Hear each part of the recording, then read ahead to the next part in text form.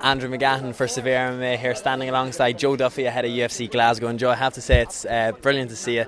Last time I spoke to you, we were in a tiny back little alley. Well, not alley. That sounds a bit weird. A back hallway in the Helix. And now look at this. Your dreams are coming true in front of you, in front of your eyes. Yeah, without a doubt. It's great. It's nice to be here in Glasgow as well. Somewhere close to home. It's actually one of the only places you can fly from Donegal to as well. Really? So, yeah, it's apart perfect. from Kerry or something. Yeah, I don't even know if they go into Kerry. I think Glasgow is one of the first on the list. So, it's great to be here. From that now, how many people do you know from home that are going to be making the trip? Paddy Houlihan thinks he's bringing a squad of about 100 from Tala. Jesus, that's a fair gang. I couldn't tell you. There's a good gang. There's a lot of Donegal ones who's working down in London who's all travelling up as well. So, I've always had good support over this end as well. So I would say there'd be a wide gang travelling. I think the most interesting thing about you yourself is, since you've moved to TriStar, the development in your game has been pretty clear to see. You come back from boxing with good hands, but I heard you saying there your jiu-jitsu is the thing that you're most impressed with or most confident about at the minute. Is that direct influence from Faraz? Yeah, without a doubt. Faraz, he's incredible.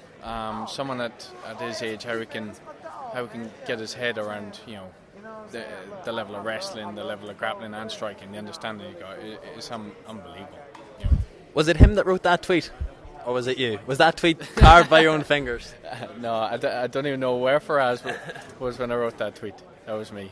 It was you? It was me. Did you think there was any chance of stepping in? I believe the UFC said to you they had someone in mind, that contact was made.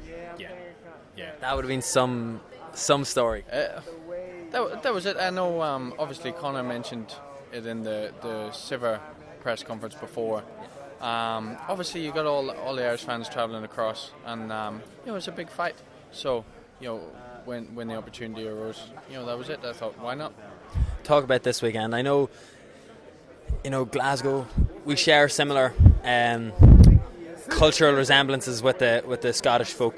Do you think the atmosphere is going to be as electric as the fabled Dublin one from last year, or are you sticking with the hometown? Is Dublin still unbeatable? Yeah, I'm still sticking with the hometown. I think when you got so many Irish in one room, I think the levels, it's on the next level. Obviously, this show you're gonna have a lot of guys travelling up from England, Wales, and so on, to follow the fighters.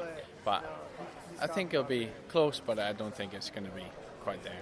Ivan George this weekend. In my opinion, some of the comments you see on the internet are saying that you should have got a higher ranked guy, a higher ranked opponent, maybe a tougher test. Do you feel that is what you deserve next, or are you okay with the slow build, so to speak?